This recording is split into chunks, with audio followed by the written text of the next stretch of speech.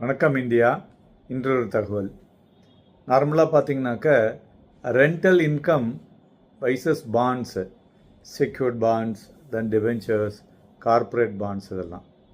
So நார்மலாக ஒரு 50,000 ரூபாய் ரெண்டல் இன்கம் வரணும் அப்படின்னாக்க பார்த்தீங்கன்னாக்க ஜென்ரலாக ஃபார் அ டிகேட்.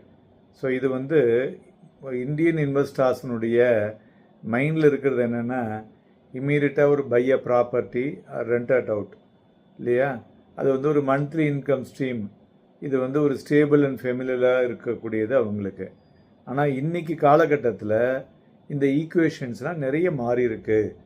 ஸோ ஏன்னா இப்போ வாடகைக்கு விடுறோம், வாடகைக்கு விட்டு அவங்கள டெனண்ட்டை இந்த டெனன்சி ஆக்ட் படி சரியாக இருந்தாங்கன்னா ஓகே, இல்லைன்னா கஷ்டம். ஒன்று.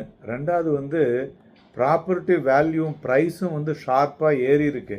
ஸோ அதனால் ரெண்டல் ஈல்டு பார்த்தோம்னாக்க ரொம்பவே கம்மியாக இருக்குது. அதனால் மேனேஜிங் டெனண்ட்டையும் ரொம்ப ஈஸியான வேலை கிடையாது. So at the same time investment grade bonds இருக்குது பார்த்தீங்களா, government secured bonds, corporate bonds, secured debentures, இதுமாரி உள்ளதில் நிறையா இருக்குது. இதில் சின்ன ஒரு கம்பேரிசன் பார்த்தோன்னு வச்சுங்களேன். ஸோ மெயினாக ரெண்டலில் என்னென்னா வேக்கன்சி ரிஸ்க் இருக்குது. எங்கேயாவது 2 மாதம் ஆள் வரலன்னு வச்சுங்க, பெயிண்ட் அடிக்கணும், அதுக்கப்புறம் புது ஆள் உள்ளே வரணும், அதுமாரி 2 மாதம் போச்சுன்னா அந்த ஈல்டு குறைஞ்சி போயிடும் இல்லையா. 5% வருது, 3% ஆகிடும், ஏன்னா 2 மாதம் போயிடுச்சு.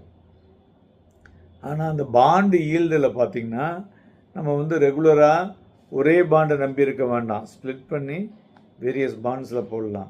இங்கே டெனன்னா ஒருத்தரை நம்பி இருக்கணும், ஒன்று.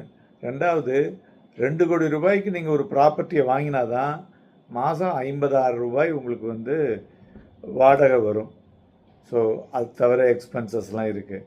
ஆனால் நீங்கள் பாண்டில் பார்த்தீங்கன்னா ஒரு 60 லட்சம் ரூபா வரையும் நீங்கள் பாண்டில் முதலீடு செஞ்சீங்கன்னா அதே 50,000 ரூபாய் பர் மந்த்து எடுக்க முடியும்.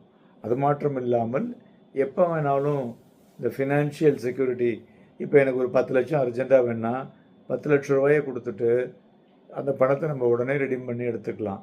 ஆனால் வீடாக இருந்தால் என்ன பண்ண முடியும், தனியாக 10 லட்சத்தில் எதுவும் பிடுங்க முடியாதுல்ல, கடன் வைக்கணும், இல்லைன்னா அதை விற்கணுன்னா வேல்யூ அதிகமாக போகக்கூடும். இதுதாங்க இந்த டிஃப்ரென்ஸு. பார்த்துங்க. இதில் ஏதாவது உங்களுக்கு சந்தேகம் இருந்து தேவைப்பட்டால் எங்களை கூப்பிடுங்கள். நன்றி, வணக்கம்.